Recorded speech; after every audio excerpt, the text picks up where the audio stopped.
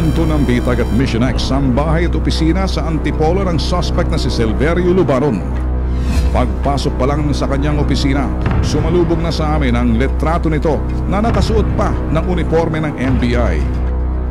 Maya-maya pa, dumating ang lalaking ito na nakasuot ng itim na jacket.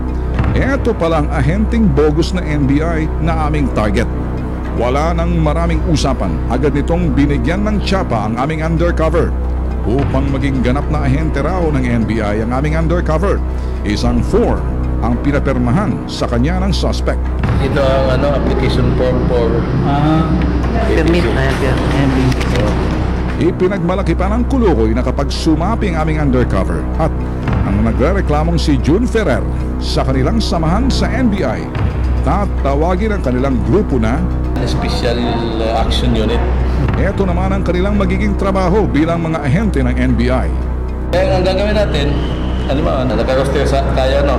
Ngayon, pag nakabigay tayo ng trabaho doon sa kanila, kahit isa o dalawa lang, na tayo, yung regular na. Regular. Mas marami tayo may bigay, mas maganda. Mas maganda. Kaso hindi naman natin ipapositive, di ba? Aanuhin nga lang natin. Hindi, yung pagmalakihan naman. Pagmalakihan. Tapos ayaw mo matag-usap mo sa simple report natin yan doon. Para nga may pangalan tayo doon. Ayun. Pero may pangalan tayo. Pag may pangalan na tayo doon, at saka kung magkano naman doon ng nagkaroon sila ng 1 million. May porsyento naman tayo doon. Ayun. Dahil kumbinsido na ang suspect, nabibili sa kanya ng NBI ID at tsapa ang bitag undercover. Ipinakita na nito ang kanyang mga paraphernalia tuwing may operasyon daw. Pag operasyon, yan. Meron tayong ganyan. Ginagamit na yung operasyon. T-shirt ka ba? Lamang sila, yung mga ganyan, may bayad doon ka na. May bayad to? May foundation kasi ang NBI.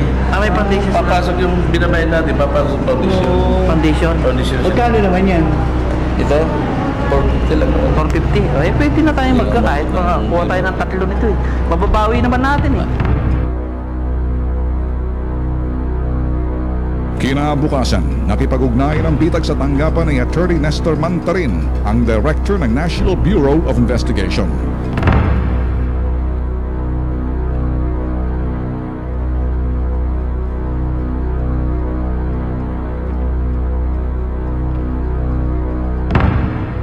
Dito, personal na isinalaysay na nagrereklamo si June Ferrer kay Director Mantarin kung paano siya na-denggoy ng suspect na si Lubanon. Ngayon po ang personal na baril, papalakad po ako sa kanya. Tapos in-introduce na po niya sa akin yung ano gusto mo, asikasuhin ko. Sabay nang i-recruit kita as FBI agent. Wala, ang recruitment namin is to our academy.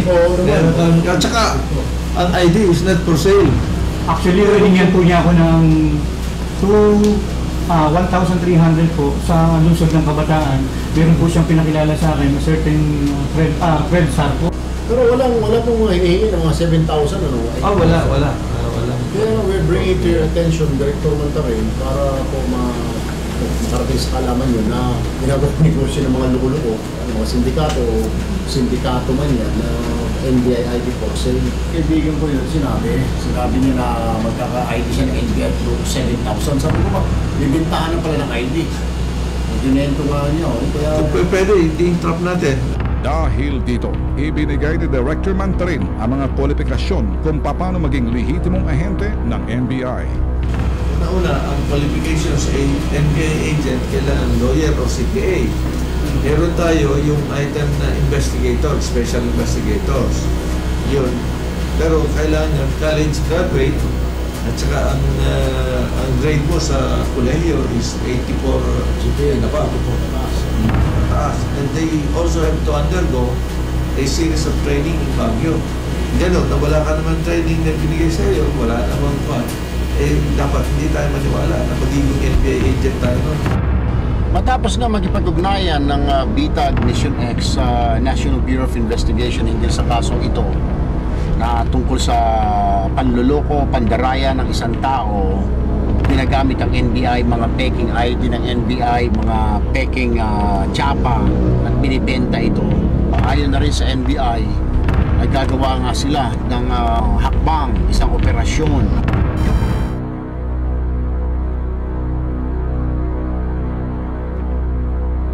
Pagdating sa San Jose Antipolo City, di kalayuan sa bahay ng suspect, isang final briefing ang isinagawa ng NBI. Nagpaplanuhan pa itong grupo kung paano papasukin yung establishmento dahil nakakapagtaka na patay ang ilaw. Ito, video ko pa rito, dati bakas ng ilaw ng video ko pa. Siya rin tanggapan ng opisina ng suspect. Ilang minuto lamang, nagbigay na ng hudyat ng aming undercover na kasalukuyang katransaksyon ng suspect sa loob ng bahay nito. Nag-miss call na. Okay, pasok na.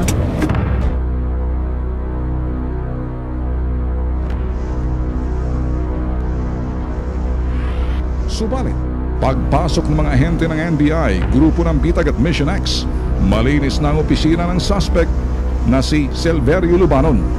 Wala na ang mga nakapaskil na letrato kung saan nakasuot ito ng uniforme ng NBI. Kampante pa itong nag-videoke.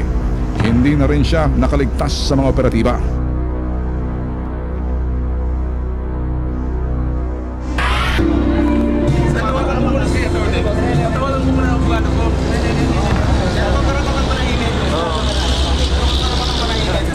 Sasabihin mo, pwedeng lock hearing. Kaya nga, tawagan ko muna ang abogado ko. Tawagan ko muna ang abogado ko. Saan ka? Nag-report ko ng NBI. Nag-report ko yung tao ko.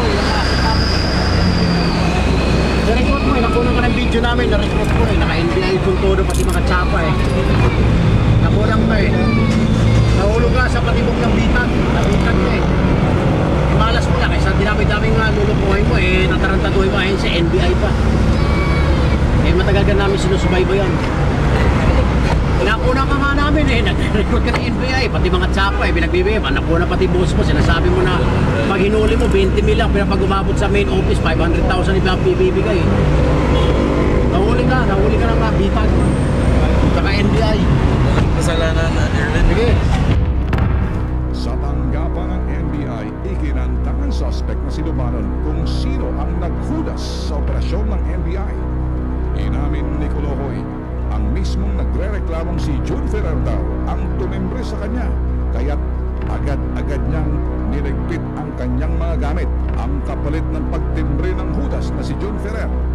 Ibinalik ng suspect ang naloko niyang pera sa house show na reporter na si June Ferrer.